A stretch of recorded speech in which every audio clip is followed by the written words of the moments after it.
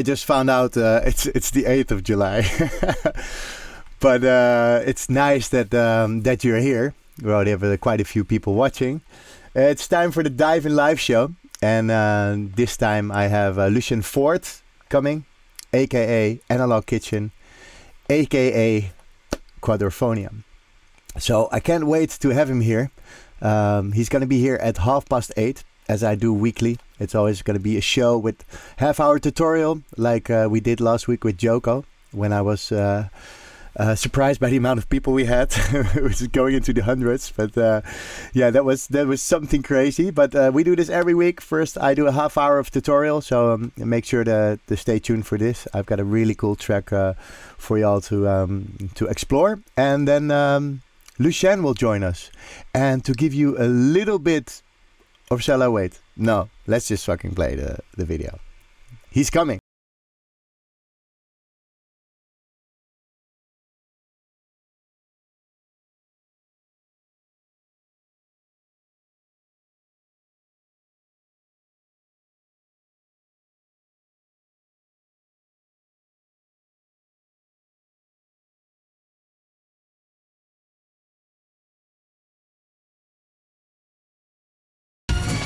So yes, that's Mr. Lucien Foort joining us later on.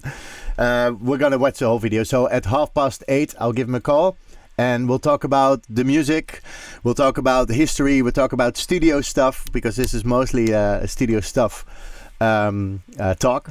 But yeah, we also will speak about how his journey was in through music. And yeah, what he uses now. He recently started a school. So, you know, Mr. Quadrophonia, I like to call him the Todd Terry of the Netherlands, is always busy and always smiling. So I'm really looking forward to having him here. So yeah, let's dive into Ableton also. This is the project I wanted to show today.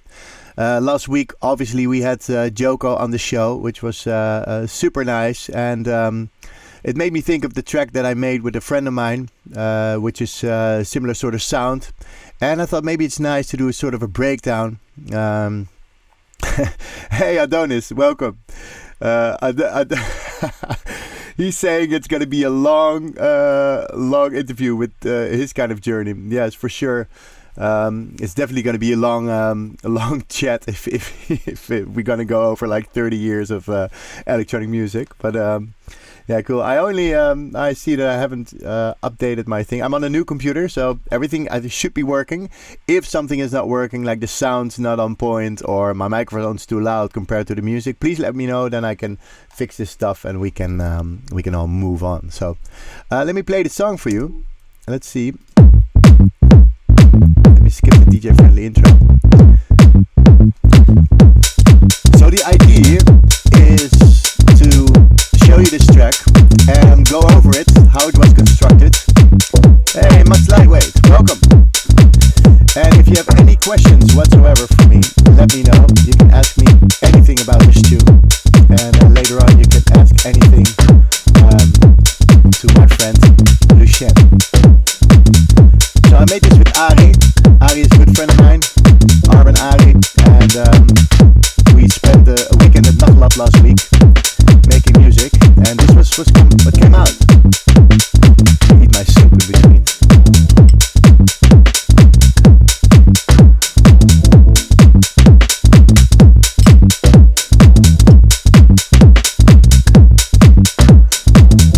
Hey Ben, welcome. Music lower, mic a bit more up. Thank you.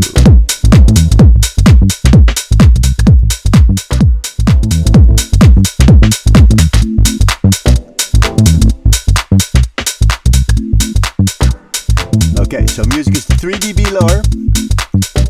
Okay, thank you. Should be better now. Hey Joko, glad you like it, man. It's inspired by you. Because we had such a good time last week, didn't we? Hey, analogkitchen, he's there in the house. You have to wait 25 more minutes though. Nice, good to see you all online. I hope the distortion is better like this. Microphone was supposed to be a bit more up, so let me put this guy a bit more up, like this. Maybe this is louder. Hey, analog. Nice, everybody's here. Yeah, so if you have a question about this this project, let me know.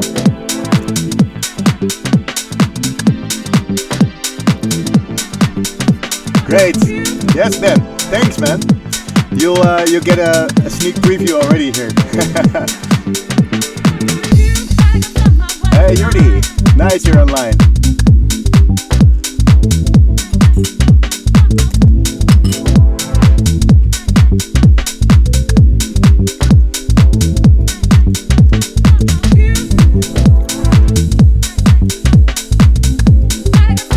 And the cool thing, the track's unmixed. It's not been mixed. There's no processing. It's just the idea. There's a bit of processing though, some sidechain, some saturation, but it's all Ableton-based stuff. Some recorded 106. Maybe Lucien has the 106 as well. I'm not sure. Really curious to what he uses. Got all the stabs. Got the vocal, which we got from an old 90s spec. Where did we get these 90s samples?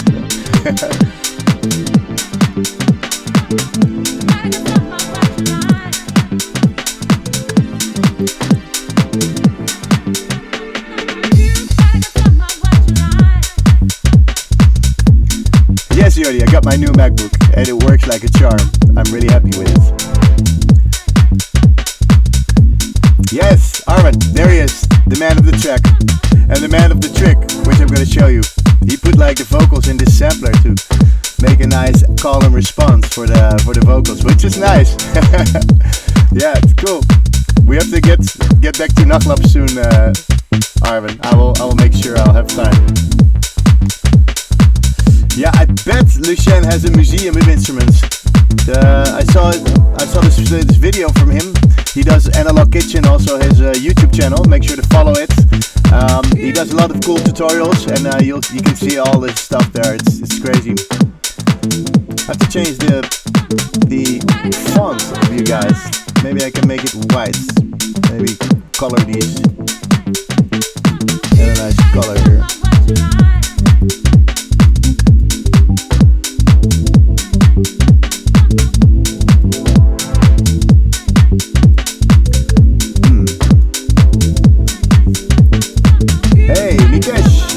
Great you're here. Hope you can read the comments. It's even like nice pictures at it. When is the Netflix series coming? Good evening, Tensive Line. Glad you can make it this time. I still have to listen to your track. It's in my inbox. Gonna give you some feedback soon. Yeah, don't know. Should be cool. We're going on Spotify, but let's do it like this. It's nice. Hey, Tepski, welcome back, dude. Dubai in the house. Nice. Jumping right in with these crazy tunes. Great.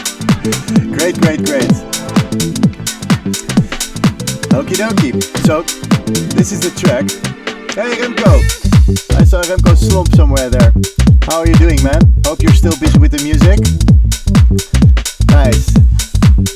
Okay, so, this is the track. Nice and groovy. And, yeah, I thought I'd just take you through the whole shebang, like how we made this. It's quite an interesting journey it's been. So I'm just going to go through it. We have like 20 minutes to go through it. If you have a question about how we did something, or you're curious to how the stabs were made, or to how the kick and bass were made, or whatever you want to ask, feel free to jump in and just yeah, ask your question. That's nice. So yeah, so basically the kick is really funny. It's actually just a 909 core kit. We might like process it later on, but I like to add the bass to the same group as the kick and just chuck a drum bus on it, and usually you're halfway there. You know, it gets a bit nicer with the drum bus. Actually glues the two together, and yeah, the kick's just very steady, like boom boom boom. And the bass is kind of nice constructed. It's just very swingy.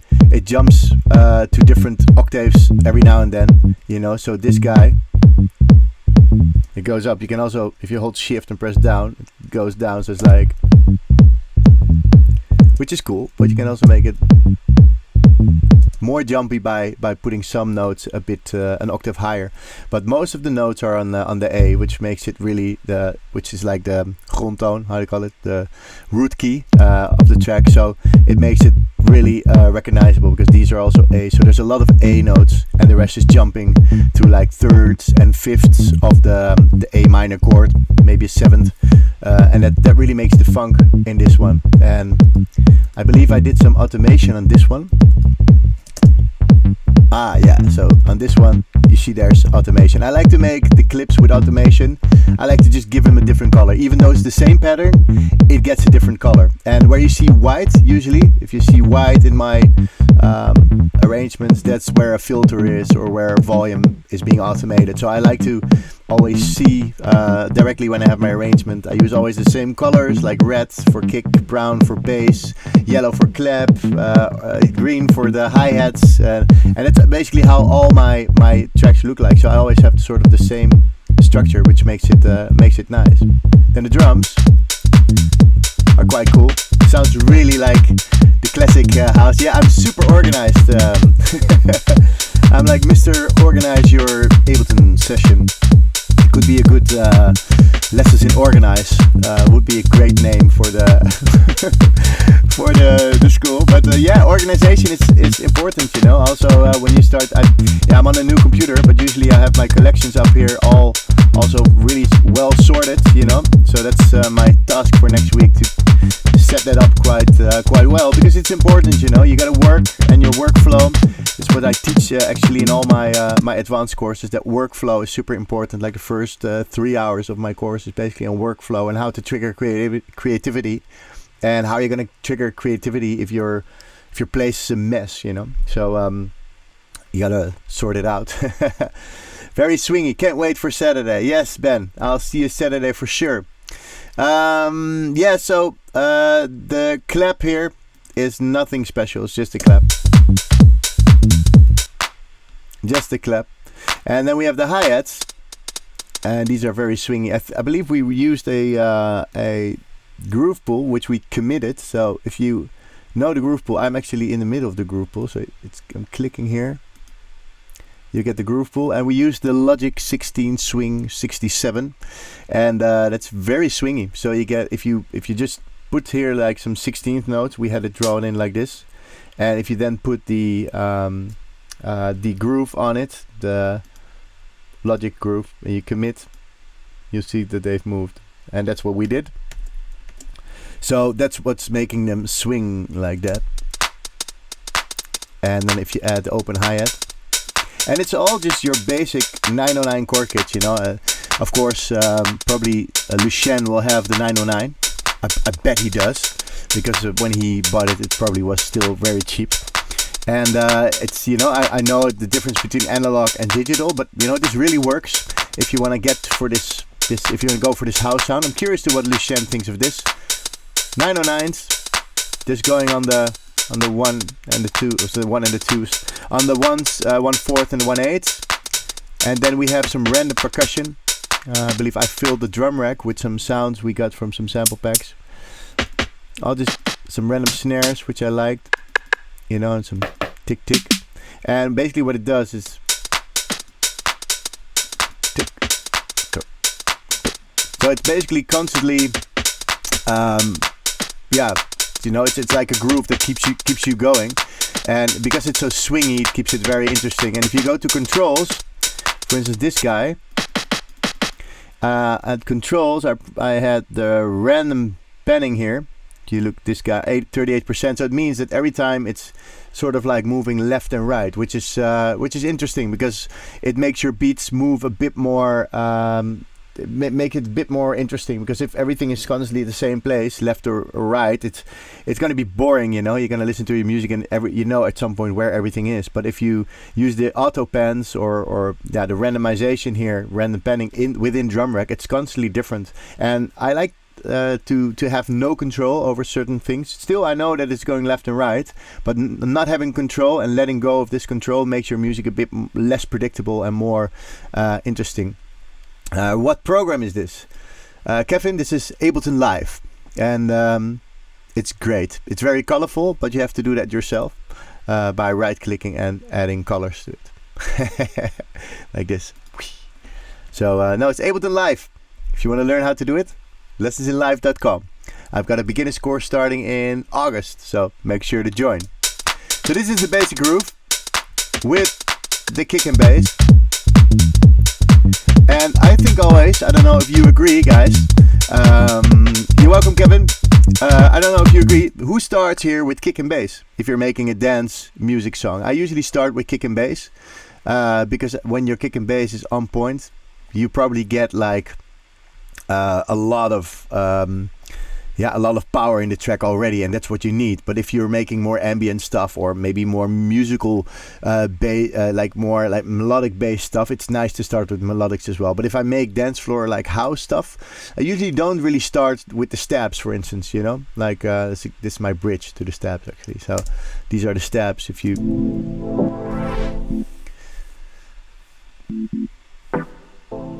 and this is like a whole story, you know. One says boom boom, one says bang dong wow. You know, it's like a whole conversation that's going on. And I think this is the most important part of making music. You know, if you listen to a lot of jazz or something, it's always question and answer. So it's important to have multiple sounds say one how do you call it, pattern, you know. So if one sound does a full pattern and another sound starts doing that same pattern, it's going to be really busy, you know. And if you have one stab doing pow and the other one says ding ding and the other one's wow, you get like really a conversation going, which makes the groove actually way more interesting because the sounds are flying by, you know, one by one, which makes it really gezellig, as we say in Dutch.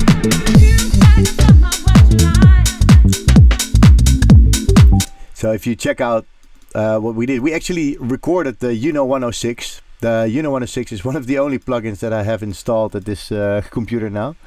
I have the Fab filters and the Roland, the 106, which is great. And I also showed it to you last week because it's really, really nice. There you go. And if you actually filter this down,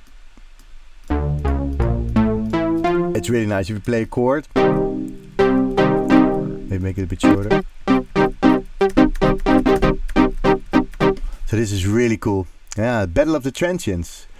I'm gonna ask you about this, Lucien. The Battle of the Transience. I'm curious to what you mean with this Battle of the Transience. Let's chat. I can't wait to speak to you about this. So this is the Uno, and the Uno is great. You know, you add some reverbs to it, some reverb. And they have great sounds, you know, and the Uno is great. So we had a real one in the studio at Nachtlab, in the studio of my friend Ari. And we sampled all kinds of steps playing with the filter. So we have this guy. And we have this guy. So they're like talking to each other. Then this guy comes in to layer a bit more. We could have panned one left and one right, actually. Maybe that's nice. You know, well. And then we have a long pads. These are the wow, you know, these ones. And when this one stops, the other one sets in. So it's basically you're making sure that everyone comes after each other, and maybe that's what Lucien says about the Battle of the Transience. I'm really curious. What does Adonis say? I think it's great to start different every time, so you always find something new and get out of your comfort zone, I guess. Yeah, that's true, I guess. That's true, man. It's you know, that's something I didn't touch upon, but it's really valid. If you actually try something else different, something different every time, you'll learn more because you have to, find out more. So it's good to have a template as well. I also teach in my advanced to have a template, but also you have to not always start the same, because when you always do the same, you always get the same result. So if you sometimes want to do something new, it's good to expand the horizon, as they say. So here is another stab group.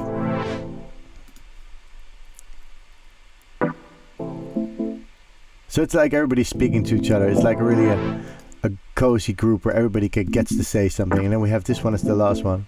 Doom, doom.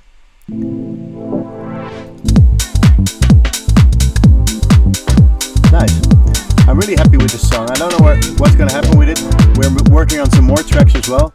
Maybe get somebody to sign it and get it out there so people can dance, hopefully, if this whole Corona thing goes over. That would be preferably really nice. So we have the vocal. And the vocal, we've done a few things, which is cool to show. So this is the main vocal. Oh, this was the U. Actually, we first had it like this, which is a cool vocal. But we were like, if it's all the way that's not so nice. So we first have U, so then gotta get someone up you like, and then here again, and then here again. So it's nice to not always do the same thing. You can reverse it maybe at some point. I remember Joko did it with one sample that he used further up in the track. He started reversing it, which is great, So there's a lot of stuff that you can do to smear it over the track. So it's not going to be a track with having only the same thing over and over again. The more variations you create, the more interesting your track will be. So the same that I was explaining about these controls that you have, that you can actually, like here on this hi-hat, I have random panning going. There's velocity. The velocity is going up and down. So the more let's say variation there is, the more randomness, the more interesting the track will seem to your ears. We also have a reverb here. This is really cool. I do this a lot, and I you can do this with stabs as well. You can actually. So what I did is like make a really long reverb tail on this sample and send it to the long verb. So by sending it to the long verb here, it would go to a really big reverb. If you listen to it, it's like.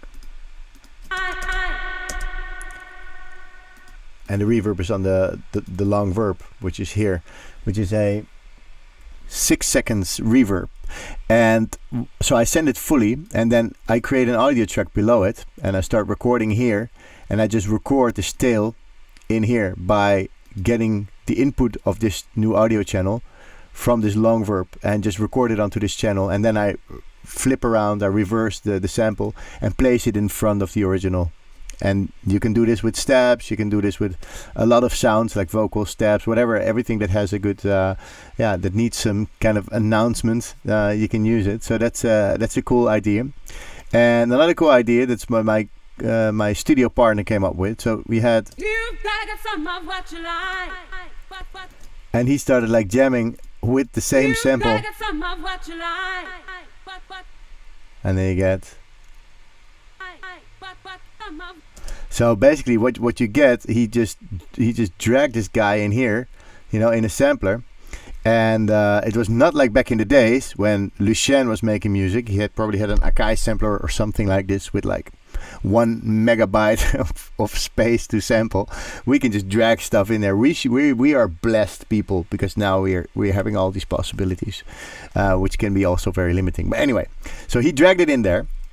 And then by playing on the keyboard, let's see if I can actually play it. Maybe I'm too low. Let's see, I'm too high. So he made like three versions and used it as a reply to the vocal. So and then dump, yeah, whatever, So you can actually use it as a tool to create more more vocal without making it too obvious. It's like a nice creative way to use it. And like that exactly, says Adonis. If you notice with a lot of tutorials online that when people always start the same, everything sounds the same. Yeah, it's also with music, if you use the same samples over and over again, you're going to sound the same. But it's also nice because if you use 909 samples, you're probably going to sound like a 909 house track, and that's cool. Or a 909 techno track, whatever you layer around it, It's just fun to do different stuff. And basically, Also in this book, there's this book of Ableton, and it's called 74 Ways of Making Music, and it's a very good book. It actually tells you to listen to music that you don't like in order to learn more. Now, I'm not gonna tell you to listen to music you don't like a lot, but you can listen, you can learn a lot from it, and if you start making it, you learn really a lot from it. It's nice. Hey, Larry! How good to see you, bro. It was nice to see you last week as well. Great pick. You look like a poodle. Awesome. Nice. Welcome in the show. Great you're here. We got Lucien coming in 5 minutes. So then we have the pads. These guys. And these are actually from samples we threw in Sampler. And Ari said, yeah, I really like them. But which one should we choose? I said, well, why don't we choose them, both of them? And we could, pen one left, pen one right. Yes. So this was really teamwork, and we really found these nice samples. I have to put in my FIP code. Shit. All right, I'll do this later. Mixing key is really nice to check out the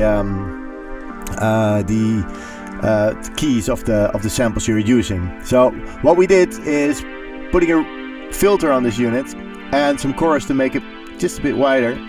And actually what's happening every time is that the filter opens up and then goes back down. So if you're here, this part with the music, then it drops back down, giving you the feeling like it's starting all over again.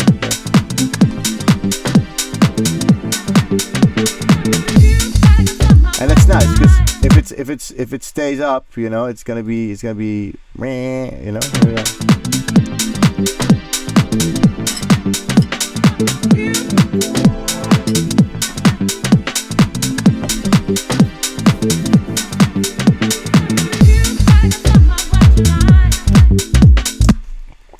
So the drop, sorry, eating my soup. The drop is way different when the filter goes down again and you actually have it come up again later on.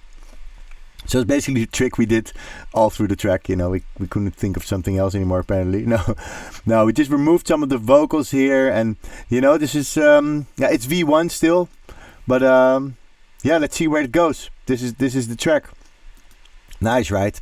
And oh yeah, we layered the bass, the same sound or the same pattern, but then bit filtered, and we got it from the Fab Filter 1, which is nice. Really like the Fab Filter model.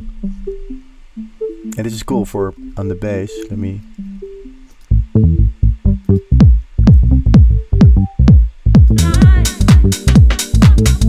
So it adds a really nice layer. It's Ari's addition. Like, nice. And we have the crash here. Very necessary in like a house track. So some instruments are fundamental for the audience to recognize. That's cool. So they can actually relate to it. Fantasia, that's great news. I'm packing my bags for Amsterdam and you're the perfect radio show again. That's nice, you said that before. It's honoring to be somebody's radio show. Is there a sidechain in it? Ronnie asks. Yes, Ronnie, there is a sidechain here on the music, if I'm not mistaken.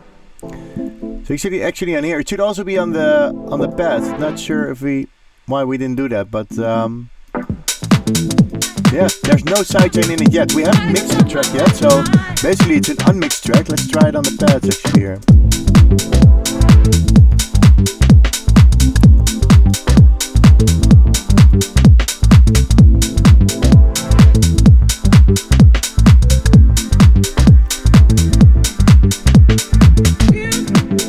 So basically, the sidechain is not yet on there, but we will definitely mix down the track and work on it a bit more, because there's no EQs whatsoever on the track. It's just the track. I like to work like composing and then mixing, composing, arranging, mixing. So I really like to compose when I compose and not be bothered by EQing all these little details. So sidechain we do, but I don't know why it wasn't on the pad. I thought we had it, but anyway, it's nice. We'll put it in there later. I make arranging look easy. Well, as long as it's colorful, it's nice to do. But yeah, just try some stuff out. Actually, how did we do it? No, we didn't use a jam. Did I do a jam? Yeah, I did do a jam. This was it's maybe cool to show you as well. This was the jam. So there's like a few clips that I started. I just jammed it together, you know, with a few of those guys. It's nice. And just add some clips, you know. And play around with it. I love to play around in session view and then record it. But you've probably seen this in other movies. Thank you, Livin, for telling me that I need more subscribers and it's awesome content. Thank you so much. Glad you like it. Feel free to check out my gumroad.com/lessonsinlive. There's free preset packs, free drum makers, free kick makers, snare makers, whatever. And more to follow. I'm already busy with preset pack 2. I'm going to make a serum pack for you as well. So stay close. And I'm going to start releasing templates as well. Just like so you can see how a simple groove is made. So make sure to tune in and to subscribe to the YouTube channel. And there will be way more interesting guests coming. So I have to call Lucien because it's 8:30. So Lucien, hope you're ready, bro.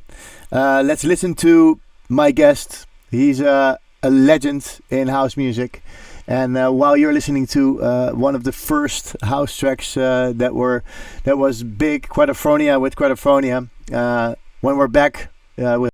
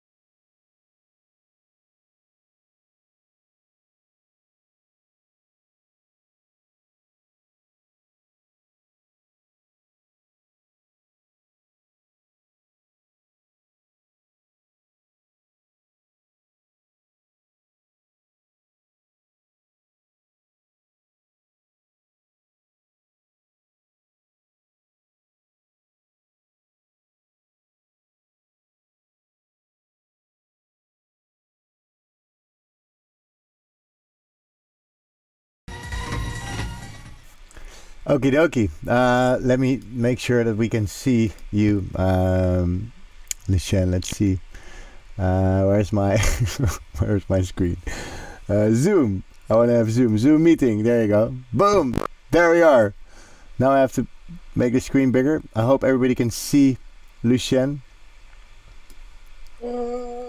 Hey, can we hear Lucien as well? Let me know. Larry says... You want to? Blijft een dikke plaat, zegt Larry. I need to do something about this font. It's all black now. Okay, I can lose myself here. Let me click myself away. Boom. Welcome, Lucien. How nice you're here. Hey. Thanks for having me. Yeah, you're welcome, man. I'm already happy you wanted to join. So how's it going? Are you in your studio? You're not, right? Or Hello.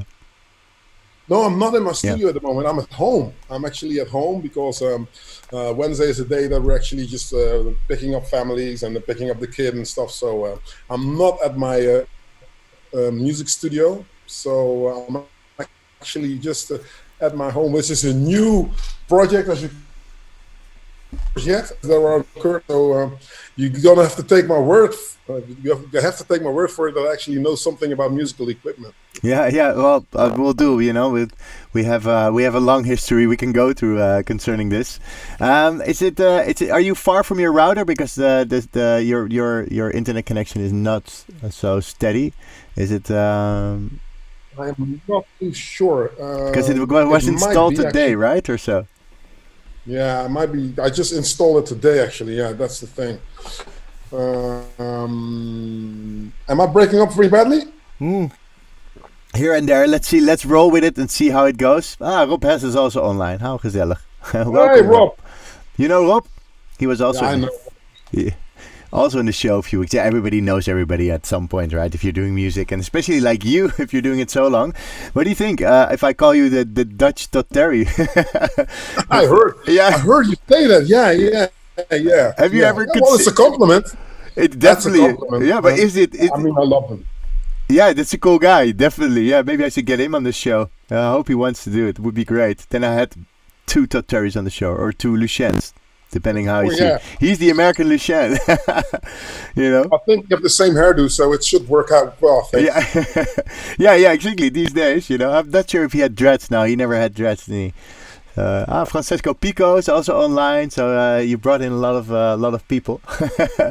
Yeah, nice. So yeah, man, what you've been doing? How did Corona struck you? Because you obviously play a lot, and you are an active cat in the business. What did you do the past few months? To be honest, I thought it was best for me to not be too infected by the whole Corona thing, because I do understand a lot of people are affected by it, but at some point I thought, you know what, if a meteorite would hit the South Pole, we would be in a lot of darkness and we would be hot or cold for a long time, but we would actually try to survive. So I went into survival mode from the beginning, thinking on how there was going to be a lot of people that were actually going to be affected by it, but without a plan. So what I try to do is collect creative minds and see if there was something within their expertise that we could actually bring together, so that instead of moping and sitting there and waiting for something to happen, we could actually make a change. And I do think it worked out well for me with my education and the things that I actually metabolized throughout it all. Yeah, nice. So you really made most of it. Yeah, I also, did exactly the same by creating an online platform and trying to build a community. And so we all still have the feeling to be together and making music and talking about music, which is great. And music is the guideline through many years for many of us, I guess. And it's weird that now we can't really, connect. Last weekend I had, for the first time, I had a real party, with really a few people, and I was really what is this? This is strange. You have to get used to this again. Yeah, it was weird because you can actually dance together with people, and you can actually, it's weird, and maybe it's really illegal. I don't know, but it was nice just to have a private sort of party with friends and create something cool together. And it's weird that it's so changed in the past few weeks. a few months actually. So Ronnie Brad saying, how about dollars, Lucien? Okay, yes, let's talk about geek stuff. Ronnie, you're right. We need to go more geeky. First, I want to know how the Quadrophonia. That's a long time ago, man. And can you tell us something about how that went? How did you get into it? How did you get into music, Lucien? Well, first of all, I got into music because of my mom.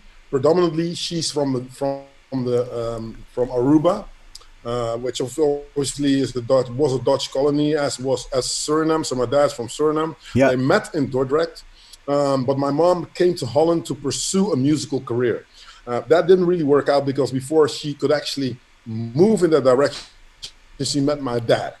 And when she met my dad, she got me faster than she got the musical career. So all of her positive frustration, she focused on me, dragging me from one music education to the next. So I firstly started to do music at the age of 6, going to music school and teaching, learning how to read and write notes. Yeah.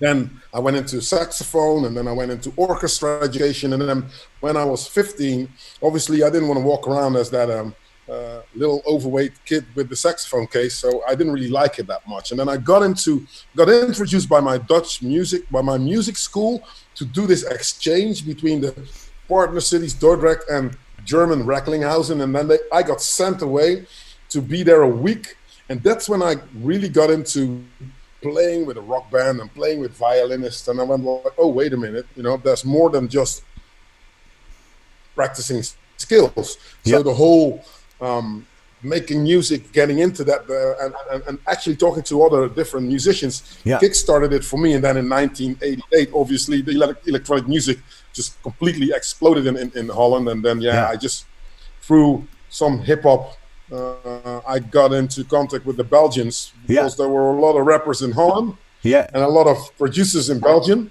And the producers in Belgium, they couldn't really work with the African population because obviously Africa was a Belgian colony and Suriname was a Dutch colony, but the Dutch black guys had less of an accent in English than the African guys had. So the Belgians just basically drove to Dordrecht or drove to Rotterdam, went to a club and gave out tickets. I'm a producer. Can you rap? Can you rap? How cool. My girlfriend at the time got into contact with Patrick de Meyer, who was of Technotronic fame.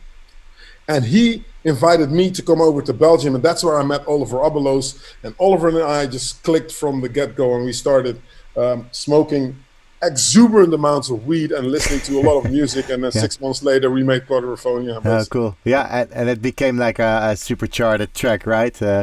And you made an album also, and crazy. There's good times. And did you what gear did you use? Were you DAWless by then, or was it with the first Cubase or the Amiga? What did you use? Cubase, man. Cubase on Atari ST. Atari. S950 sampler and a D20, Roland D20 synthesizer. We made everything on those 3 boxes. Yeah, wow. That's funny that you say it, because I always tell in my classes, like, and especially in advanced classes, like, these guys in the past, they had one drum machine, one sampler, and one synthesizer, and they had to make it on all these 3, and they had maybe a Tascam 4-track recorder, whatever, if they were lucky, and they had to record it on there. And actually that makes you so creative. It makes that's why the music sounds so organic, so having all these possibilities of a DAW these days doesn't necessarily have to mean that you can actually get out of yourself what you want. Sometimes limitations is really good. You shouldn't really have too many options. I really I feel for the new age and the new generation of producers, because they can have whatever they want. We really had to struggle, and it was also something, if you're competitive producer next door, which you didn't particularly like, had the one synthesizer you needed, you ended up working with that person because you just wanted to create the sound that you wanted to create. I mean, an example of that is the Belvedere 3 put together in a room now, they'll probably kill each other. But they made like the best records ever. You know what I mean? Yeah. Yeah, they Due wanted to to. that, Juan Atkins was the guy with the gear. You know? Yeah. I don't know how they how it was divided there, but he was the guy with the gear. He was cool. the guy with the gear, and Derek was the guy with a lot of ideas, and you know that's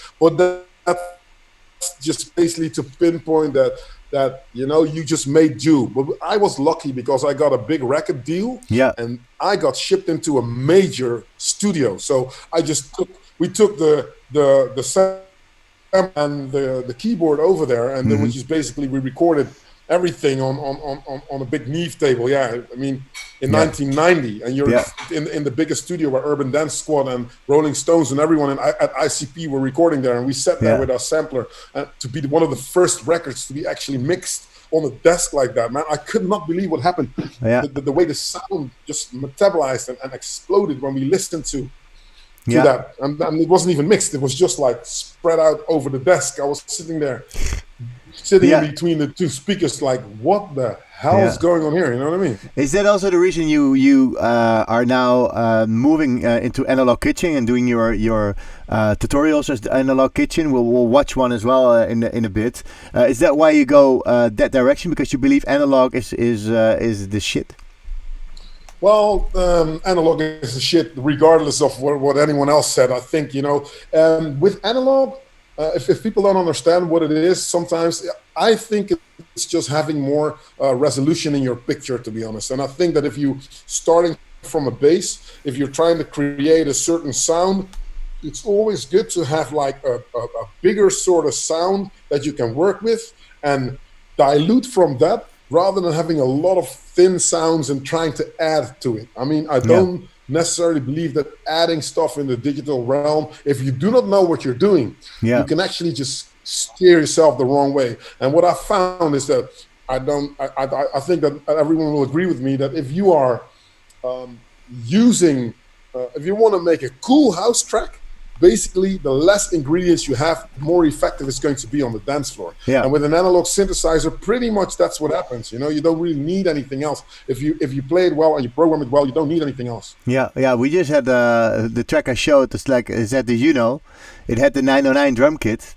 It had the one bass line and a layer. It's like it's not so much, you know. And I'm very much a minimalist. I love minimal stuff. So to make the elements work together is way more important, I guess, than to just chuck all that stuff in there and then hope for the best, you know. I believe so too. So with analog, you actually also limited yourself. But how do you think the sound of such a mixing table? Because you have a big desk. Do you have a tough desk in your studio? I've got an Audient ASP AT24 desk that I actually bought of Henny Vrienden. So all of the Doomar stuff was mixed on that stuff as well. So there's a lot of history in the desk, and now religiously I'm mixing techno tracks on it. But I have to tell you though, I am a hybrid producer. You know, I mean, I like my foundation to be analog, like you said. You know, I mean, I also start with kick and bass.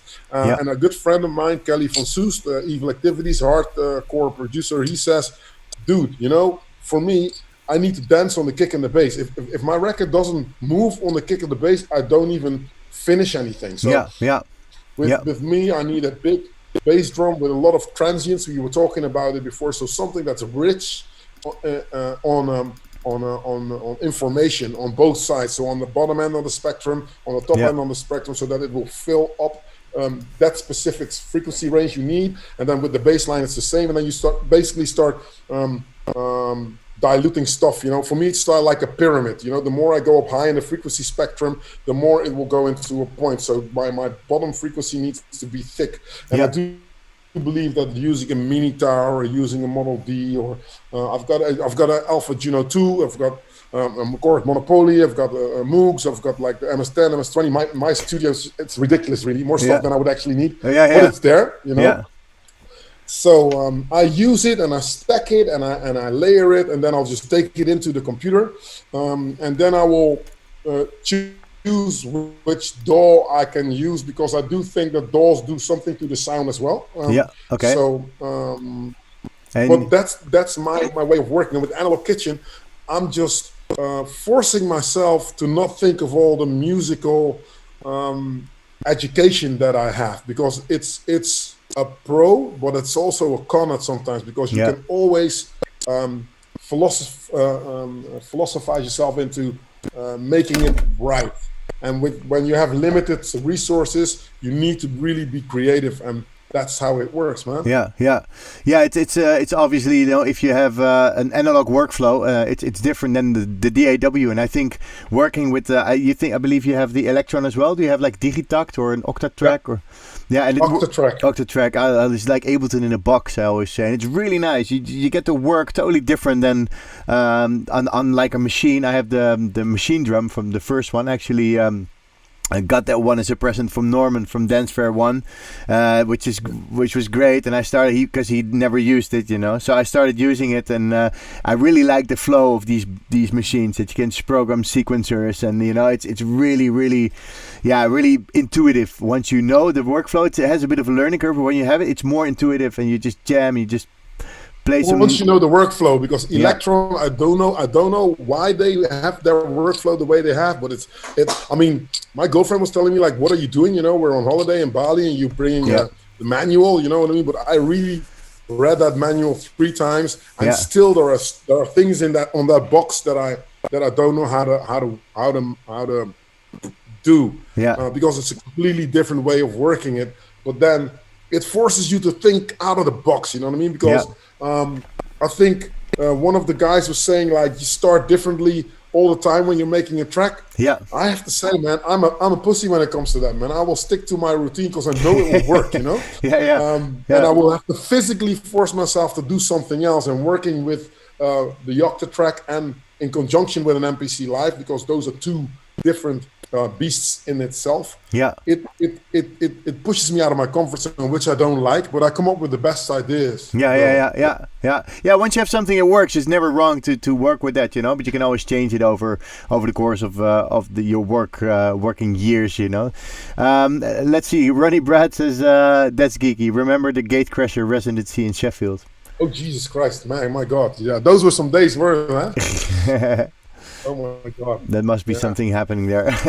Gatecrasher used to be this English. I used to be the resident for Gatecrasher. I played there with Pitong and a lot and stuff. That was like in the years when I was doing my essential mix and stuff. Those were some days, man. Yeah. Really, really crazy. What year was this? How old was I probably then? Like, what do you? I think it was 2001, 2002. I did my essential mix in 2001, so that's like 19 years ago. Oh my God, I'm old. I had hair though. So, I think I was 21 or so around that time. Yeah, you had hair. You had these big dreads, didn't you? Yeah, nice. Good times, you know. But you're still here, so that's nice. Rookie mistake. Somebody says Casper van der Waals. Rookie mistake. Thinking your tracks needs more and more and more. True. That's definitely something that happens to me a lot as well. Still happens sometimes, to be honest. Sorry about the coloring of the letters of your comments. They're black. I tried to change it more to yellow or white like I had before, but I can't do everything at the same time. I'm on a new system, so I'll do this after the show. Ronnie. Dallas gives us lucky accidents. Yeah, that's lucky accidents are nice. Is that also one of the reasons why you're working Dallas for the happy accidents?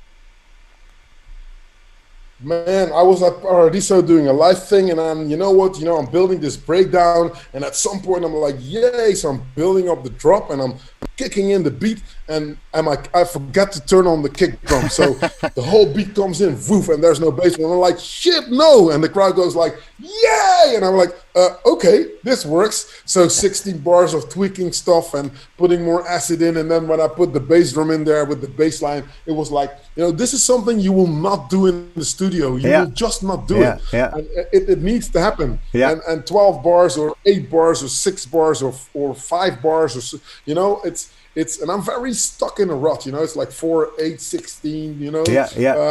32, 64, 128, 256. I'm very stuck in this thing. But when you're doing the happy accidents, especially when you record them, those are the best. Those are the best. Yeah, I used to play live a lot as well, of course, but then with like a laptop and MIDI controllers and maybe one drum machine like the TR-8 or with my Nord lead with me, depends on how big the stage was. In Paradigm, I used to bring my Nord lead or other stuff when I knew it was quite big. But I used to perform like live, and when I started performing live, it's like, you know what, this is actually quite cool. And once I recorded at Woodstock, playing at Woodstock in Bloemendaal, I had a closing set and I had an opening with the track which wasn't really finished, but I had this drum and I put it to a delay and a beat repeat in my live set. I was like, okay, this is going to be my start. But I recorded the live set and I started this set, and it's like it was such a big build up. I started building and then it started and the fire was there. So one of my best like memorable gigs I had, and I was like, you know what, I'm gonna since I recorded, I'm gonna take this drum that I did and how I processed it, put it into the track, and I basically finished the track on stage. You know, I took the stem back home and that finished off the track. So that made me realize that working in the studio in like a timeline, it's basically very limiting, you know, because you're looking at the timeline, you're moving these hi-hats there, play the whole track, or I don't know, moving the hi-hats back, you know, it's like it's very linear thinking, and I really like the playfulness of playing live, you know. I think that's where the magic is, you know. Did you also record? Bands have that.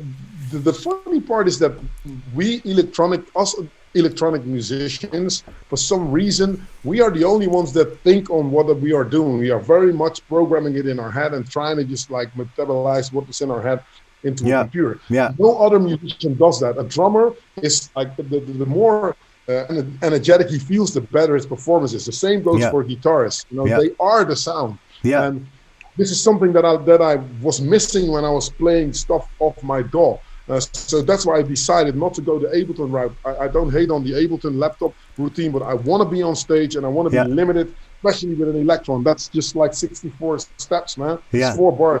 And that'll be that. And figure it out. You know you can trigger design. You still have this bank button that you hold down the shift and you can move the reverb on one of them, and they goes on all your parts, get the reverb bigger. Is that still that's on my Electron? I stuck it on my crossfader, so I stuck it on one of the two. So you have this in the new one, Yeah, I stuck it on the crossfader, and I do it on certain parts because I also used a mini tower, Model D. And I use the Tetra, Dave Smith, so the 4 inputs on the Octatrack are all occupied. 2 for the stereo coming out of the Tetra, and 1 mono goes in for because I don't obviously have reverb on those synths, and now I have. So sometimes when I do a big wash, I just take out the bass and I'll just add a little bit of reverb, and then make the reverb long enough that it will linger on. And I'll just close it up and just drop the beat, so you can have a little bit of a Guns N' Roses sort of like drop that works, you know. Nice. So the Tetra is also going through the Electron, so to have the audio of the Tetra go to the effects. I wired stuff up through the Electron because otherwise I have to bring a big ass mixer, and I made it so that I summed stuff through the Octatrack. So what I've done on a Zone 92 mixer is that I've got my bass drum on one of the sends, on one of the channels that can actually enter mono. So the 2 returns you can obviously use as a mono one. So one return is for my kick drum because I wanted my kick drum to be separate. Then the second return is for a foot pedal, a reverb. So I've got the Boss one, maybe the delay or a Hall of Fame electro harmonics. And then the 4 channels that I have are my 4 different pieces of kit. So one stereo is the stereo of the MPC, one stereo is the stereo of the Octatrack, then I've got my TB03 on one channel, and then I've got like another synth that I can actually do, or if I'm playing live with someone else, have that be that channel, the 909, you know, obviously it goes in, so I bring my 909 as well. You have a 909 everything is being clocked by a multi-clock. Holtz clock. That's like supposed to be the most stable clock there is, right? Rule says you have to fix your Wi-Fi. Is it really bad? Yeah. Do I need to move away? I will try something else. Hold on a second. Mr. Whiter, maybe you should also join my show one day. That would be nice.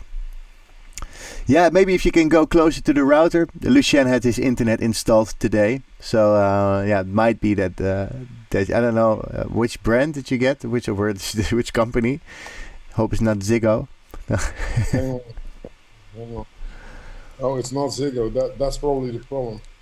Probably the problem is Yeah, you never that. know. It depends on where you live. You know, we had Ziggo for a while, but now we're on T-Mobile. And we have this glass fiber, and it's like ridiculous. It's like 900 up and down. So I'm fine. Yeah, cool. So Roel's watching. Roel, you should join the show as well. You know, it's nice. Wi-Fi is too digital for gearheads like us, says Francisco. That's cool. Let me try to fix this coloring of these letters, because when they're dark I can't see them. I need to make them white, but it doesn't want to work. Why is that? Maybe apply some shadow. Is this better, guys? I'm doing something else now. Yeah, let's see if it works.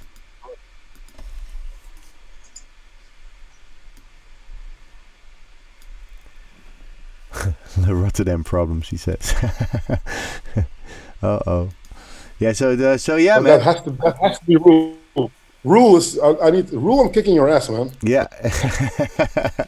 900 up and down, bloody hell. Yes, Max. We have Wi-Fi like crazy here. It's 450 on the Wi-Fi and I think 900 or something on the cable. We really took it to the next level. Okay, so Lucien. Better? Is this going to be better now? Let's is see. This better? Maybe I should ask you another question, and then you can answer, and then we can see if it's better. So, tell me about your favorite piece of gear in the studio. If you have to choose one, I know it's hard. I hate these questions, but if you want, you can pick two.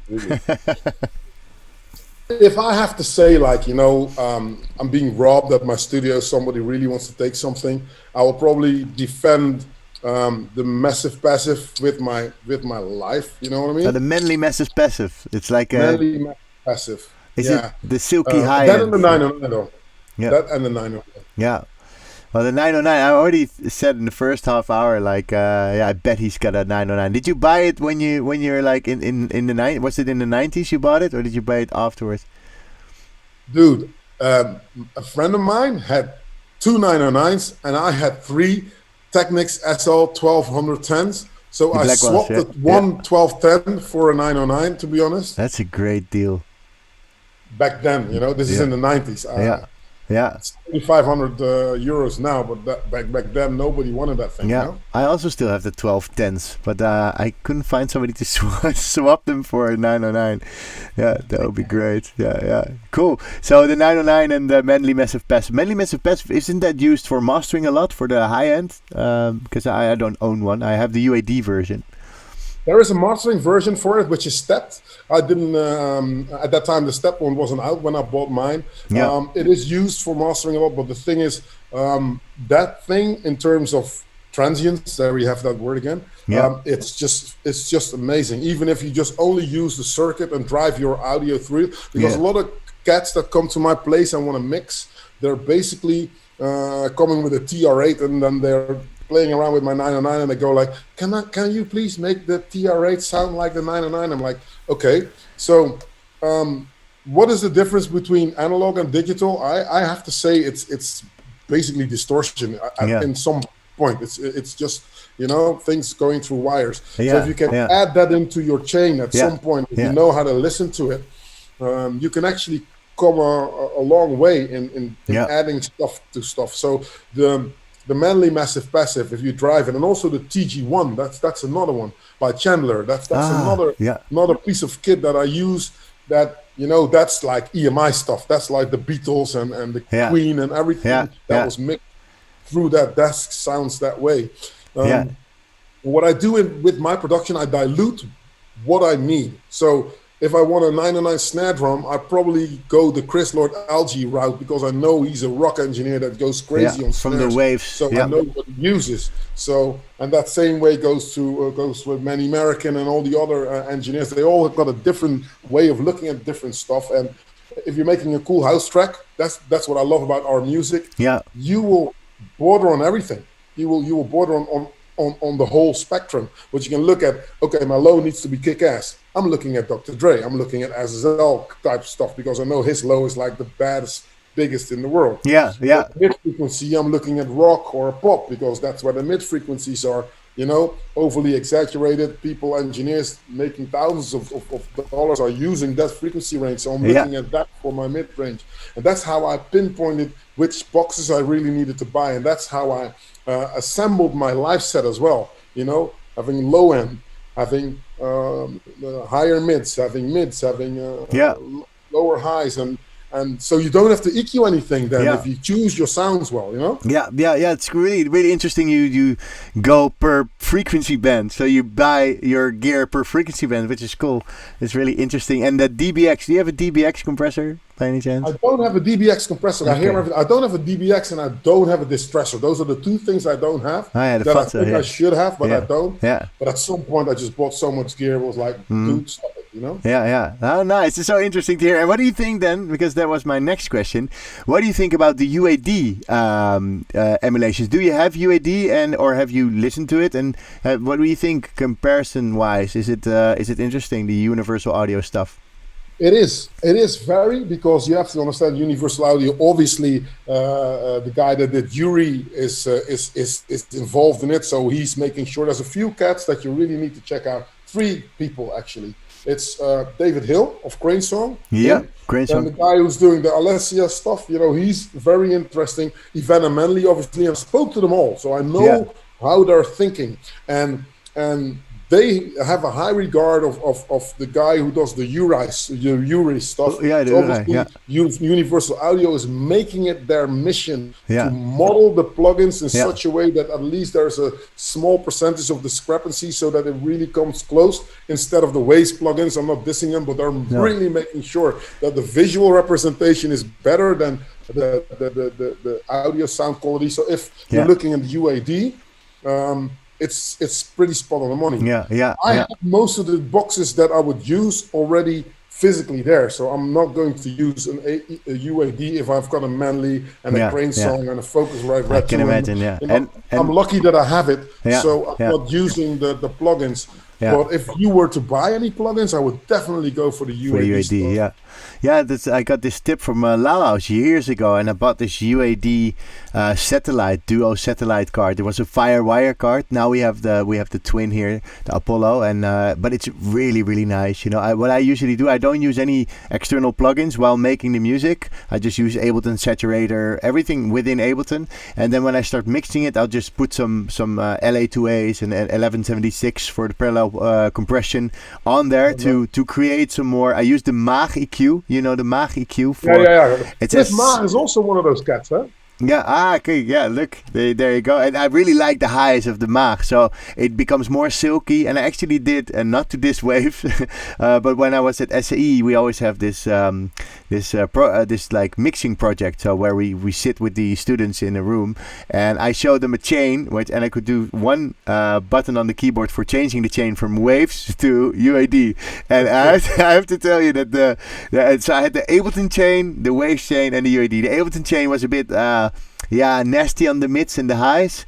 Then the waves chain became better, but the UAD chain fucking nailed it. I had the Ampex tape, the Maag EQ for the highs, I had the LA2A and the 1176 compressor, and it's really nice to use these kind of plugins on your groups and on your master, just to glue everything together, basically. But look at Colin McDowell as well. The Mac DSP stuff. That guy's just crazy. He literally just sleeps like 2 days in the studio, and he'll just ask, he'll ask Jack Joseph Puke, and he'll ask like Manny, like, can I really model your shit? Can we do it? And he comes back in and he does it different days and really gets a resolution going. So the Mac DSP stuff, the 9000, the SSL stuff that he emulated, it's just ridiculous. Slate is also making really nice stuff. Subscription based, you can use all these. So there's so many kapers op de kust. I don't know how to say it in Dutch. So many capers on the coast. so it's cool, man. It's really nice that were you always this gearhead already since because I was. Because I'm younger than you, obviously. When I started, I think look a bit old, but you're obviously. No, or maybe I look really young. No. I'm from '82, so I could never be as old as you because when you were making your first record, I was 8. So I don't think. I was born in '69. Was I always a gearhead? But when it came to Quadrophonia, at some point, Oliver really acknowledged the fact that my ears were working differently. He always said, Lucien, you listen so far into the music.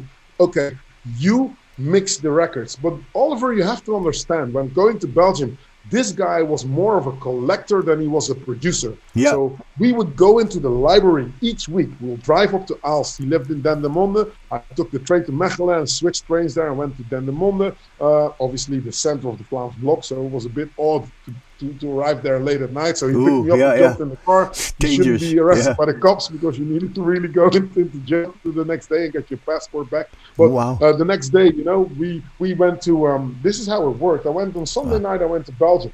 And then on Monday morning, we went to Vlissingen or Hulst and bought shitloads of weed, because in Belgium you cannot buy it, and in Holland you could. And then in the afternoon on the Monday, we went to the library in Aalst, and then we rented CDs, records, and cassettes. And then the rest of the day was smoking and sampling. And then the next week when I got back, he organized everything alphabetically. So he put a new 1500 guilder removable 44 megabyte drive, which was this big. That was, and he had big. All the samples. Yeah, it was huge. It was a SCSI disc. SCSI. Megabyte. And he had all the samples laid out over the keyboard. So with a flick of the switch on the S1000, by then we had an S1000. We would go into a different bank, and then he had like African sounds and waterfall sounds and sounds and claps, and that's how we worked it. But once we established the track we were going to make, I would sit on the desk and I would mix it, and I would sit there with my eyes closed and turn down the lights, and I would really go into I don't know how you guys mix the thing, because I like the fact that when I'm mixing that I'm not looking at a screen. I really want to trust my ears. So I was like riding the faders, doing a rough mix, and then starting to add a little bit of EQ here and there. And then when I really got satisfied with the way it sounded, that's when we started to add funny stuff, you know, the ear candy, a little bit of reverb here, and a little bit of thing there, and that's when we introduced the gear, the outboard gear. So first it's like getting your bearings and mapping out in your mind what the sound was going to be like. And the volume balance is really important, right? So that's what I always say. The volume balance is maybe the most important thing, because if everything is in balance, then you add your little sauce to everything.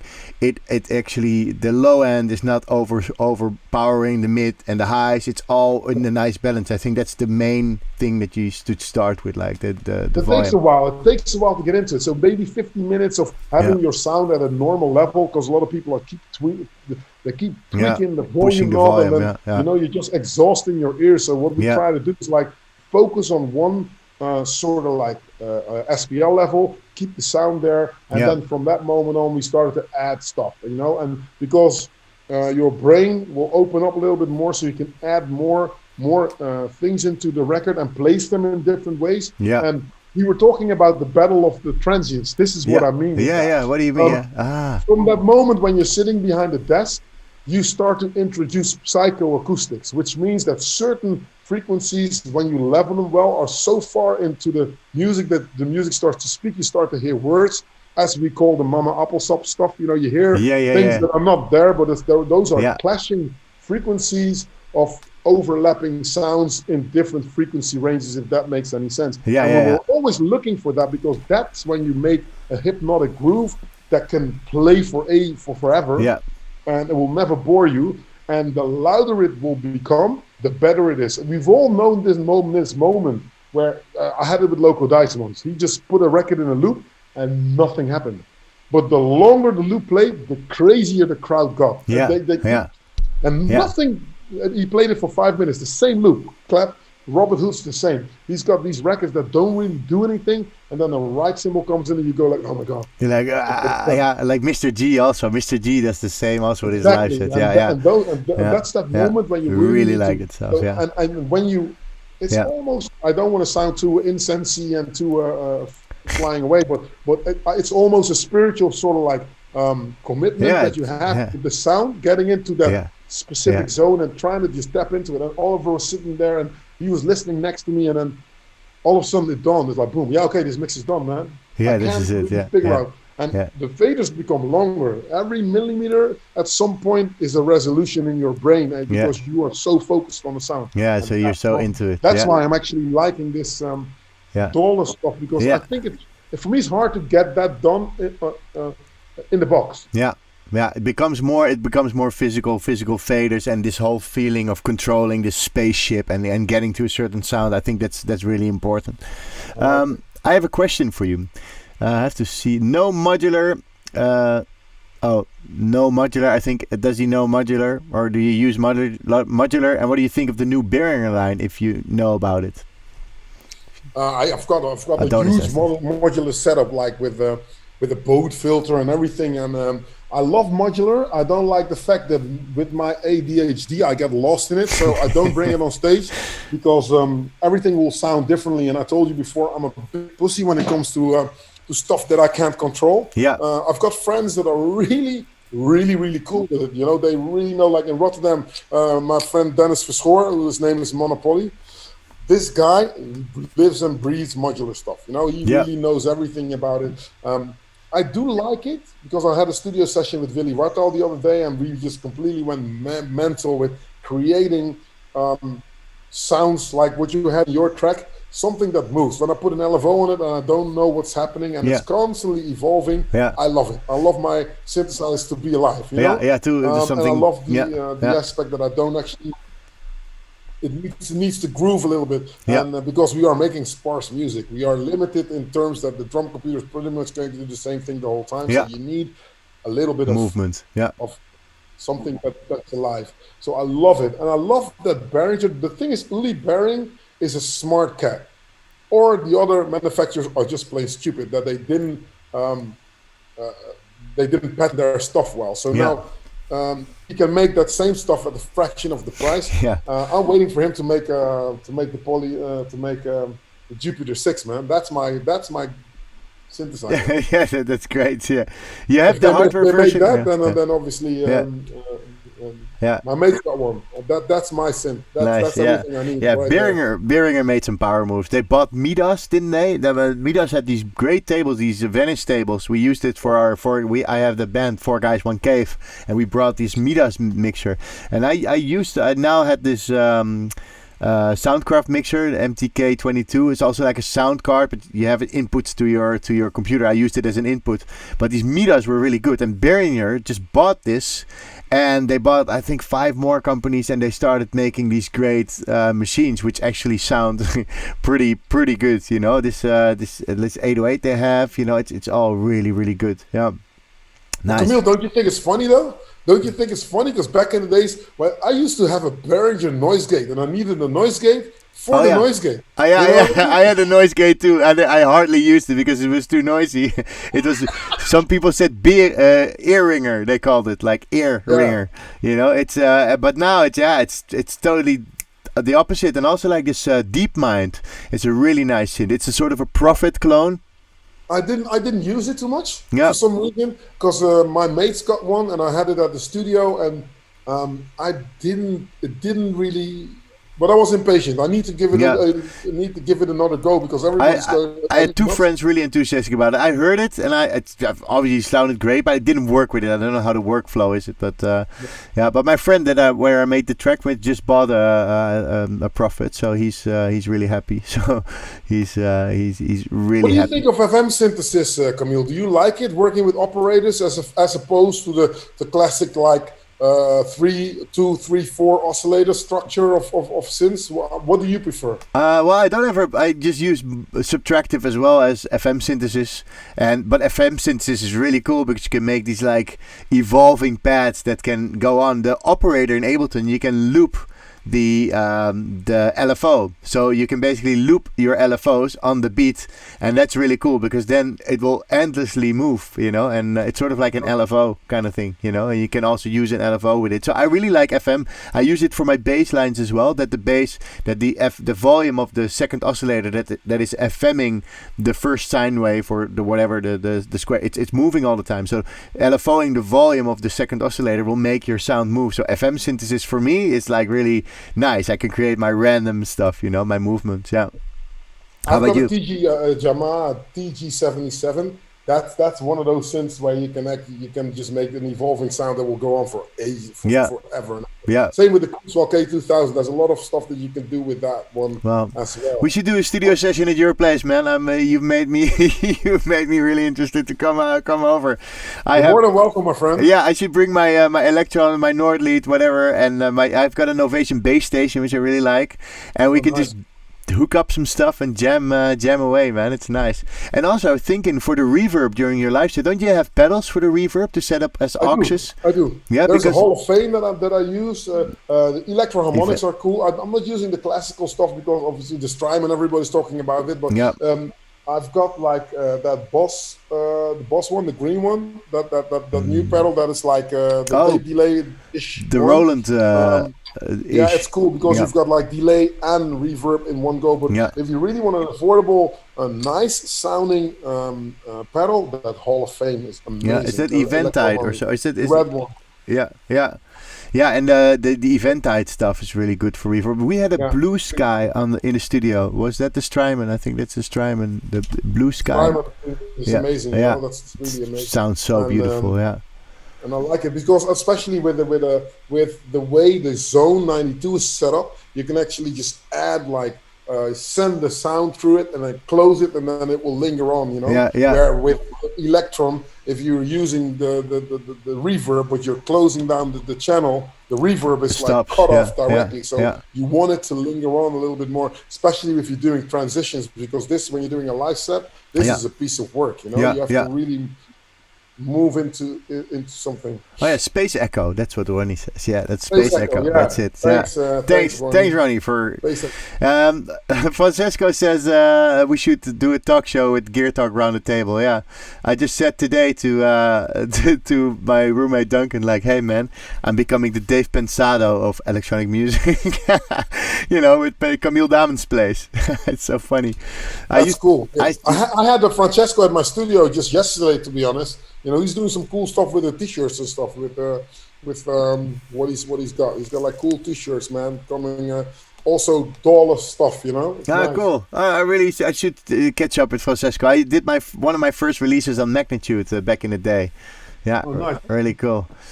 True Gear Nerd, says Roel. Yes, we are. You know, we're proud of it. Oh, Lucien left. He's done with it. I'm just doing a shameless plug for Francesco stuff. Oh, cool. Oh, Waveform. How nice. And where can you get this? 303. And look at this shit, man. How cool is this? Come on, man. Any gear nerd would like to work with man, this. Let me take this frequency cutoff. How cool! Yeah, I would love a shirt like that. I was supporting that shit. You know what I mean? I saw a guy at Nachtlab, and he was wearing I don't know who it was, but he was wearing a cap that says see you oscillator.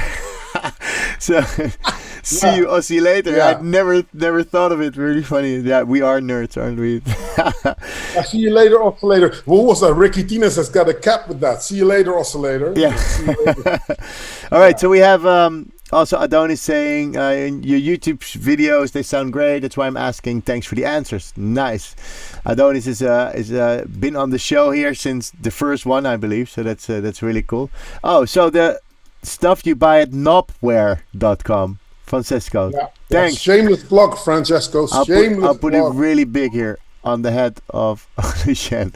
Francesco Pico, knobware.com. Cool, to get cool shirts. You know, this show is a platform for y'all, so I really like it to promote some stuff. And Francesco, I used to do one of my first releases was on Magnitude Records. Really cool. Yeah, so talking about your school, Lucien, to move it forward, let me jump into my YouTube. And let's see if I can get you inside as well. Not sure. Let's see. Can I add you? I don't know how to add you. Anyway, we're just gonna watch your. We should watch the Leads That Rock, right? That's the Leads That Rock. I'm pretty proud of that one. Yeah, cool. I really love your tutorials, man. You need to teach me this stuff. Let's see. How can you make your DAWless synthesizers work and have that mind against / tailorless kind of synth? Hey, we can't see it anymore. Wait. I'm struggling here with my my interface. Here we go. You're still there, Lucien? I am. Okay, synthesizer sound. I will take you into that right now. Love the. I don't think you understand how hot it is in the studio right now. You will not believe how hot it is in the studio. I mean, it's hot outside. And this desk with the 2 power supplies and the rest of the analog gear and the tube compressors and the tube EQs. Anyway, hey, what's up? Analog Kitchen back in the house with yet another video. And if this is your first time here, don't hesitate to click subscribe, hit the notification bell, also like and share because you help grow this channel. We build a community and that is cool. This time I'm taking you into my world in creating killer synth lines that will actually rock. When you see my video, I'm a sucker for bass, you know, for me the easy anyway, let's check out the gear something that accompanies the groove that I already have. Now I really like this program today SH-101 is a melodic techno jam that plays something like this. Nice. So this is Analog Kitchen, which is great. This analog, I really like the way it's built up. You know, I bet like Duncan, my roommate's gonna go like, dude, that's the way you should make tutorials. Go make it. You know, you make it so playful, and it's like well cut, and you get all your subscriptions and stuff, and you get a nice angle. You put everything under there, like how you made it. Even I went on a mission, and then you only use analog stuff, which is great, and I think really inspiring to most. And this Roland Sh-101, I'm jealous because I once was in the studio at the Krukjeschilder with my friend Michael, and I think his friend had this Sh-101, and wow, the low end coming out of this unit is ridiculous. I came home, turned on my Novation base station, used only one oscillator to see if mine could also do it on one oscillator, but it couldn't. You know, even you have to understand, Camiel. You have to understand that at that point, Moog, Roland and Korg and a few of the Russian people, they were all making a battle of who could make the best, fattest sounding like a synthesizer at the time. So as a consumer, you were just lucky that these people were really taking that battle into the extremes. You know what I mean? Yeah. So it's the circuitry they used in order to make, because it's really this SH-101.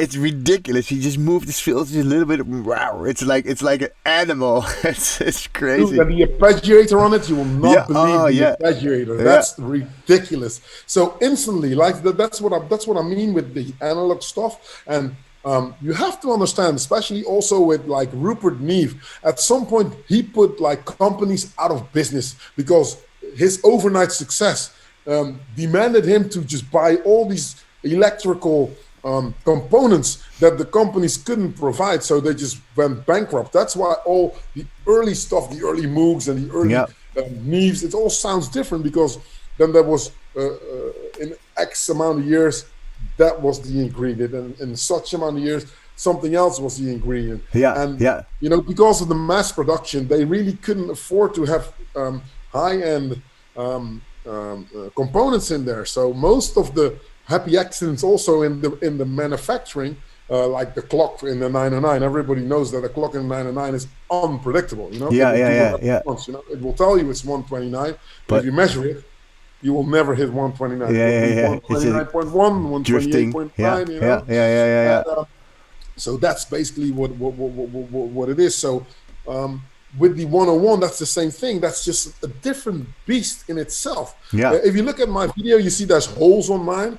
I bought one that was modified, and then my technician went like, dude, do I need to slap you with a slipper? And he just took it out of the studio and took all the knobs off. He said, like, never ever buy shit like that again. No. It's been restored in its original state. Nice. And do I see this? What is this MIDI controller with the red knobs? Is that the Vader Fox one for your Digitact, or what is it? No, it's a Novation Launch Control XL. Okay. But I Canadianized it, so with all the red knobs on it, because I've got a red and black theme. So but I mapped that to the MPC live. Yeah. They offered me once to have the MPC live, but I thought like I was just learning push back then. I was like, then it gives me another like learning curve to go through, so I declined. But I should. It's very simple, man. I think with the way you work, dude, you will have it in 90 minutes. It's very simple. I'll contact and them. it's an old school way of working, you know. It's an old school way of the way Dr. Dre chops off the beats.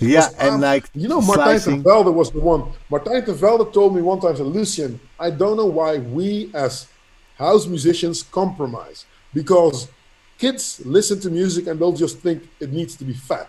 And listen to hip hop music. How come we as house producers don't think that way? So I thought that always stuck with me. And so I'm making it in a hip hop kind of sense, you know what I mean? Yeah, it's nice. Actually, Martijn ter Velde, it's from Bleep, right? Yeah. I used to play that a lot. Yeah, that's crazy. That's years ago. That's crazy. 9 months number one at Beatport. 9 months number one. Wow, 9 months. That's insane. So therefore, you get all these nice gear. You know, you've earned it, Lucien. And did you know you can buy this Fader Fox controller? And you can hook it up to your Octatrack. I got this from Robin Kamschoer. I don't know if you know Robin. He's also like very. He's a techno head, but we're in the same agency. There you go. You know, and he actually has a Fader Fox controller, which you can connect to your Electron stuff, and you can actually control all the. You have a volume, you have a reverb, and a delay, so you don't have to go to that specific page on the Electron. You can just use the controller below it, and you have a fader for each machine. So it's nice. I tell you honestly, I'm not using it now because it screwed me one time. Yeah. But I have another Ovation launch control that through a mapping I have actually moved on my Octatrack. But I needed to have a MIDI to USB hub. Dupfer, and I needed on the Bekenten, and I needed a MIDI multi-splitter. Wow. I needed 1 in, 4 outs or something. Yeah. So I used it like that because of the incoming MIDI that I needed. So I needed to split it up in a way. But then I can actually just map it out. I just mapped everything to faders. Yeah. So the 8 things were faders. But what happened is if the current changes, and I went to Paradiso at one point, and there was a fluctuation in the current, my Kenton sent out a MIDI command to the Electron, and all samples throughout the whole of my project were all on the one. So all loops were all on one. So I hit play and nothing happened. This was 5 minutes before I had to start the show. And Quasar was standing next to me and Hyatts said, "Are you okay?" And I went like, "Not really," because everything was gone. So that's why I shied away from that. Yeah, I do have a Kenton. I also have a Kenton unit like this. I should watch out with this. It's the 1 in, 5 out or so. Oh yeah. You need to watch out with it. Powered, It was a setting in the Octatrack. But it was the Kenton that caused it. Do you actually found out? Yeah, I found out it was the Kenton, but there is an incoming MIDI. I needed to turn off the MIDI.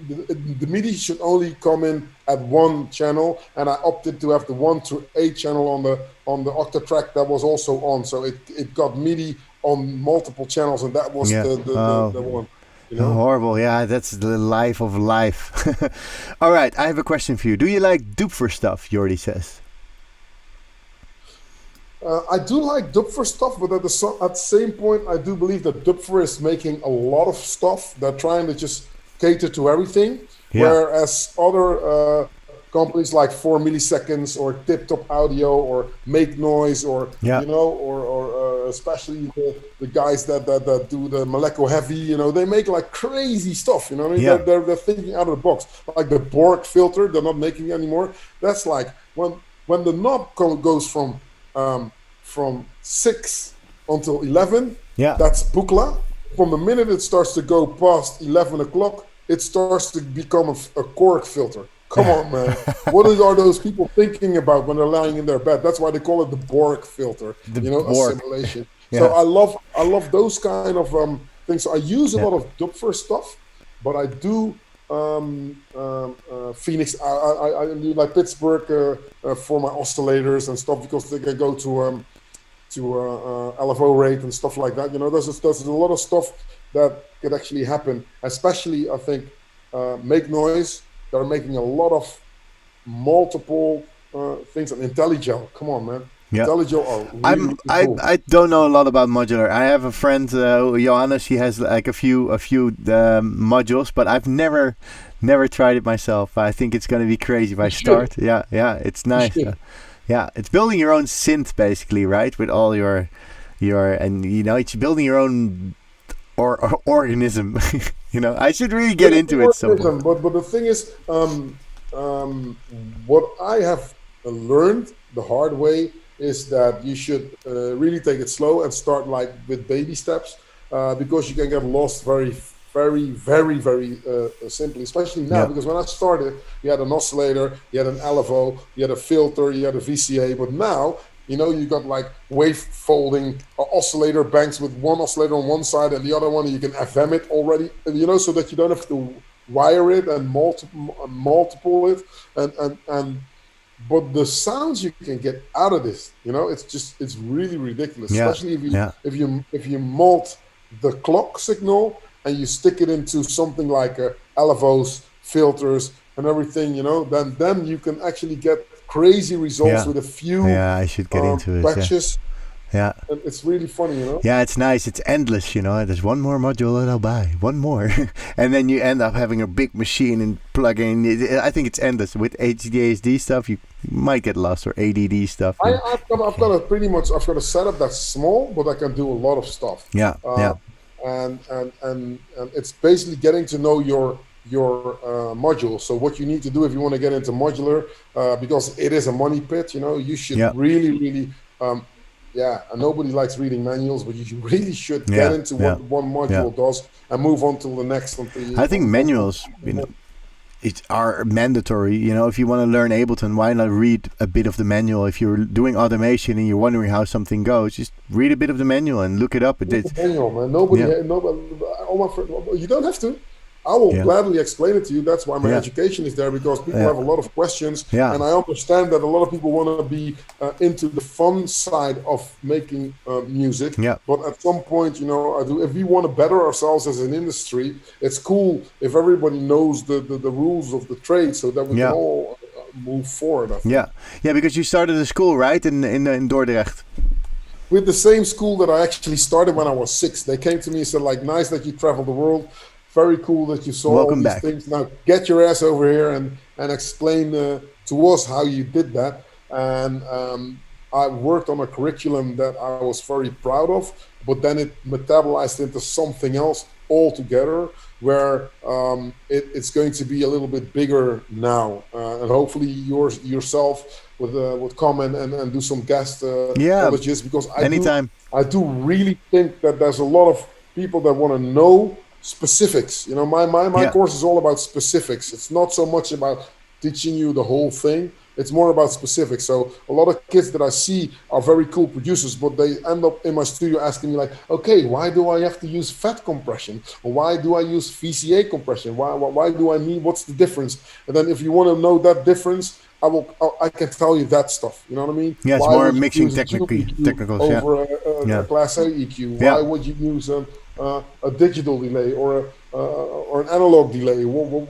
Just stuff to enhance your hearing and give you more options. You have the experience of trying all these things out, so you probably have a reason for doing stuff, and explaining that to the new generation is amazing, man. You've been through a lot. Wow. So it's nice that you started doing this, and I actually gained a lot from teaching. I was like, when I started teaching, I actually learned so much more myself. Because you see other people learning, you go like, okay, now you get it better yourself. So you go like, okay. So every time I now make music, I'm so like freaking efficient with everything, that because I now know what all the downfalls are. You never know all of them, but at least you're like super on point of everything. Because if you have to explain it to people, you have to really know it by heart. And I read the manual of Ableton, I think by now 2 or 3 times already. It's ridiculous. And every time you pick up some more stuff. Also understand, like, Camiel, you have to understand that when I made Quadrophonia, this was a hit that I didn't plan on having. It literally just happened to me. And from that moment on, it was like truck full of bricks rolling off a hill. So I needed to, oh my God, internet boom. Oh my God, hardest recording. Oh my God, this, that. So everything got picked up on the way. So I was literally just building an airplane while being in the sky. You know what I mean? Yeah, exactly. Yeah. Now with this, like you said, like why I'm the stuff that I'm doing now, when I can actually teach people. I had a hard time though writing this curriculum, because now I had to really think like, okay, so I'm walking towards the club. What do I do for the first time? How do I greet the guy at the door? What happens when I go into the DJ box? I really had to like step it out in terms of how I'm actually doing it, because for me it's so natural and normal for me to do it that way. But it's like you said. So now I've mapped it out, and the game. Yeah. Hello. No, you're hanging. Me a lot of stuff. There's all those. Wait, it's not working. I need to. Wait. Hello. Yeah, I lost you at some point. Yeah, at some point you were like. So. Yeah, same with you. Yeah. But so now you actually have to tell people how it goes step by step. You know, that's interesting. So Wadowski says nice stuff. I'm glad you like it, Wadowski. Also a true fan to watch. So for the people watching, where can we find your? We can watch Analog Kitchen on Lessons in Live on YouTube.com/analogkitchen probably.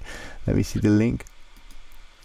Yeah, youtube.com/analogkitchen. Obviously, if you're interested in finding out what gear I'm actually using, you can go to melodylabmastering.com. That's my company where I do my mixing and mastering stuff. And just the socials, Lucien Foort, and on Facebook. And don't be a stranger, you know, get in touch. I will always answer stuff, you know. And I'm glad we're doing this. Yeah, man, I really like it, and thank you for being on my show. I really enjoyed our chat, and I've learned so much about hardware. It's ridiculous. I'm gonna head out and buy a Manly. You know. Go do it. Yeah, you know, it's. But I'm now living at my friend's place for a year. Then next year, having to look what I'm gonna do. Maybe move to Amsterdam and get like a nice place for myself to expand the Lessons in Live hub. Or maybe find a more quieter place, or at the beach, or somewhere. Maybe I will live in Dordrecht, and just build a studio. I'm not sure what it will bring, but it's inspiring to see how you work with hardware. And I'll definitely come by, and we'll have a jam if we find the time actually to do this. I would love to plan something like this. Well, yeah.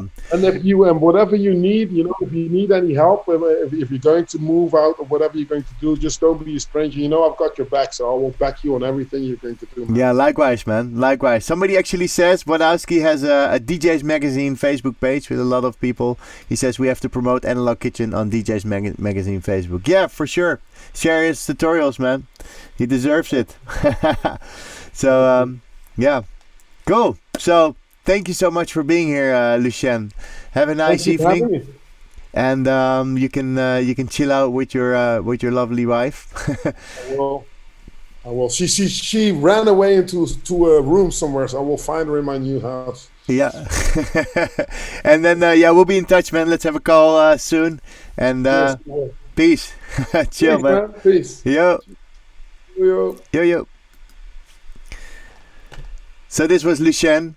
What a nice guy, and I hope you enjoyed this stream. It was a lot about hardware, which is part of the music realm that we're in. Next week, I have D&B Audio, Michael Kinzel here.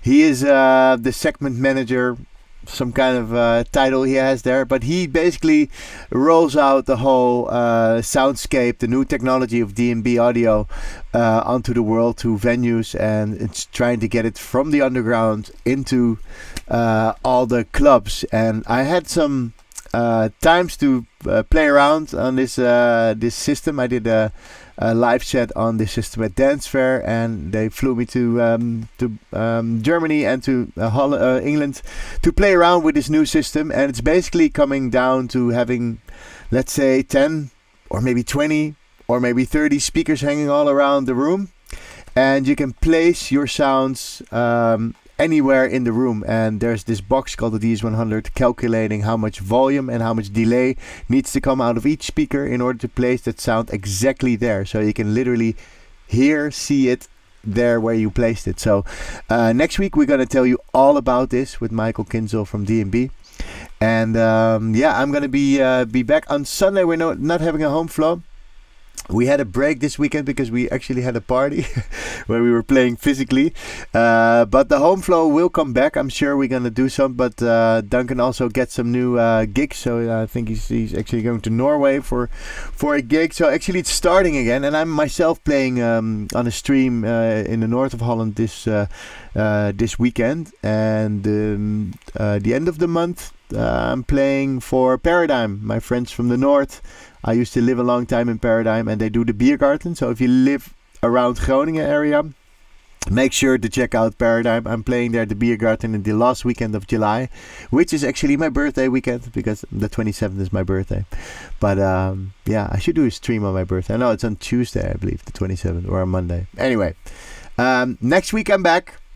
Thank you all so much for watching. I hope I was a great radio to you, Fantasia, if you're still listening. There you are. There you are. So I hope you enjoyed this chat with Lucien. What a star he is. Check him out. Analog Kitchen. He makes great tutorials. I need to up my game. Lucien, you need to teach me how to make these nice tutorials. And yes, have a great evening. If you want to know more about Lessons in Live, www.lessonsinlive.com. And if you want to get some free presets or devices for Ableton, check gumroad.com/lessonsinlive. And watch back these videos. I've been doing them for many weeks. And we're going to have some cool guests coming up. I've got Roland coming, Odette coming. And I'm working on a great guy, a Dutch guy. And he already sort of said yes, but you have to run it through his management. If he says yes, that's going to be fun because he's a real gearhead as well. And he's making awesome music. But I'll let you know later. So goodbye for now. See you soon. Bye.